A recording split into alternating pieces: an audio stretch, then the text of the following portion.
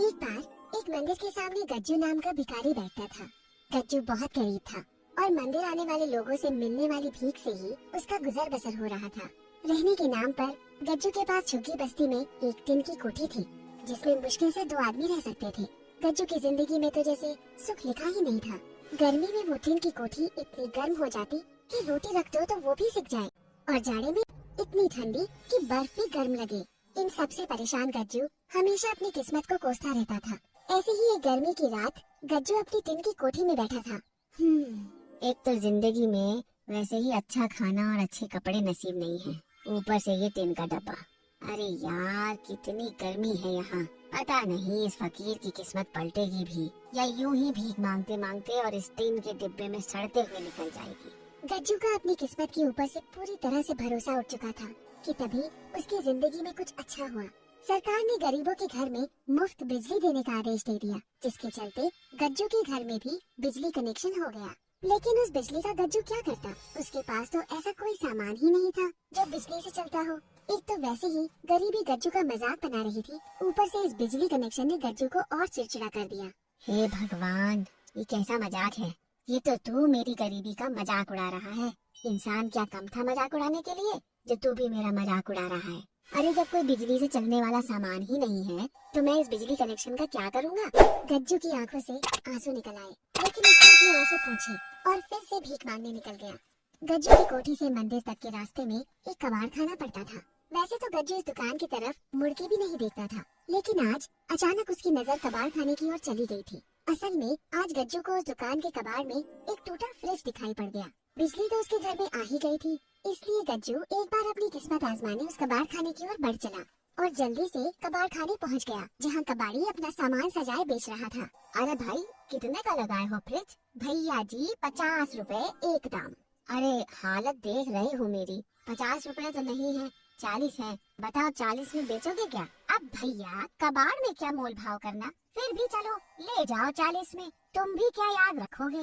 गज्जू ने उस फ्रिज को सस्ते में खरीद लिया और उसे जाकर अपनी कोठी में रखाया। गज्जू कोठी से वापस फिर से मंदिर भीख मांगने चला गया और रात को वापस आकर सो गया। रात में कोठी वापस आकर जब गज्जू ने फ्रिज को ध्यान से देखा तो पाया कि वो फ्रिज काफी अच्छी हालत में था, बस उसे थोड़ी मरम्मत की जरूरत थी। अरे ये फ्रिज तो चलने की हालत में है, कल ही जाकर इसे मुन्ना से ठीक करवा लेता हूँ। क्या पता इसी बहाने मेरे इस कबाड़ में फ्रिज जैसी महंगी चीज लग जाए। अगली सुबह गज्जू उठकर सबसे पहले मुन्ना इलेक्ट्रिशियन के पास गया। मुन्ना गज्जू का दोस्त, जो पुराने इलेक्ट्रिक सामान की मरम्मत करता था। पैदल चलते चलते गज्जू कुछ ही देर में मुन्ना की दुकान पर पहुंच गया। और मुन्ना भाई कैसे हो?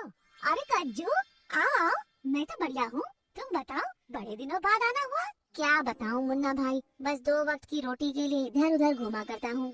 अच्छा मुन्ना भाई, एक काम था तुमसे। हाँ हाँ गज्जू बोलो।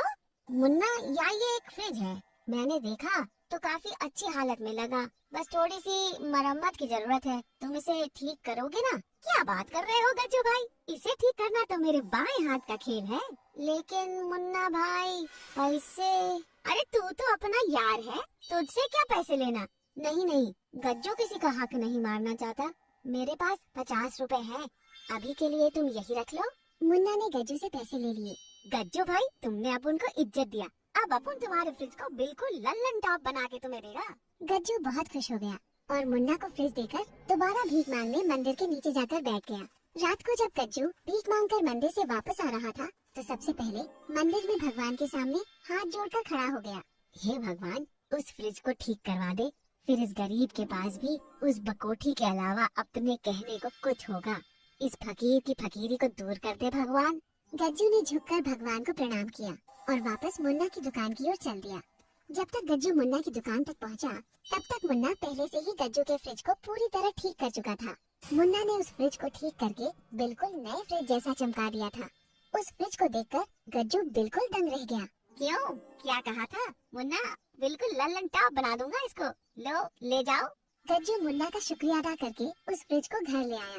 घर आते ही उसने उस फ्रिज को लाकर चालू कर दिया और उसमें एक कटोरा पानी भरकर रख दिया। इसके बाद गज्जू खाना लेने चला गया। वापस आकर खाना खाने के बाद बची हुई एक रोटी गज्जू ने फ्रिज में रख दी और आराम से सो गया। अगली सुबह गज्जू ने पानी पीने के लिए जैसे ही फ्रिज खोला, उसके तो होश ही उड़ गए। असल में रात की जो बची हुई रोटी गज्जू ने फ्रिज में रखी थी, वो अब सोने की रोटी में बदल गई थी। अरे देवा रे देवा, ये तो कमाल हो गया, ये फ्रिज तो जादू ही निकली।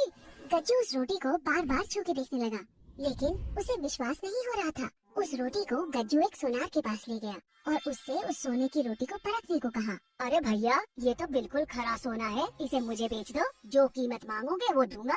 अच्छा ऐसा है, तो लाओ 1 लाख रुपए इसके। गज्जू को हैरानी तब हुई जब सोनार ने खुशी खुशी रोटी के बदले उसे 1 लाख रुपए दे दिए। गज्जू 1 लाख रुपए पाकर खुशी से फूला न समा रहा था। उसने अपनी जिंदगी में इतने पैसे एक साथ कभी नहीं देखे थे, लेकिन गज्जू एक समझदार आदमी था। अब उसने उस फ्रिज में थोड़ा थोड़ा सामान रख के उसके सोने में बदलने के बाद उसे बेचकर काफी पैसा इकट्ठा कर लिया और उन पैसों से एक इलेक्ट्रॉनिक सामान की दुकान खोल ली। जल्द ही गज्जू की वो दुकान चल पड़ी और उसका व्यापार बढ़ने लगा।